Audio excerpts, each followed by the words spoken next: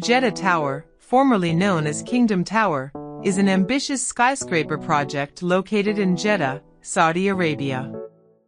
Designed by Adrian Smith plus Gordon Gill Architecture, the tower is planned to reach an astonishing height of 1,000 meters, 3,281 feet, making it the world's tallest building upon completion. The structure will surpass the Burj Khalifa in Dubai, setting a new benchmark in architectural and engineering innovation.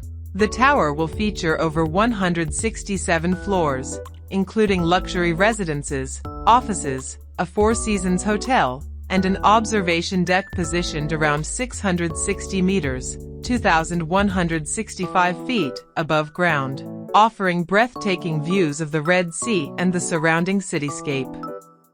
Construction began in 2013, though progress has faced delays due to financial and logistical challenges.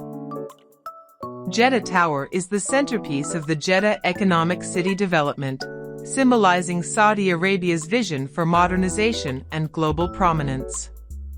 Its sleek, tapering design reflects both futuristic aesthetics and structural efficiency, engineered to withstand wind loads and desert conditions.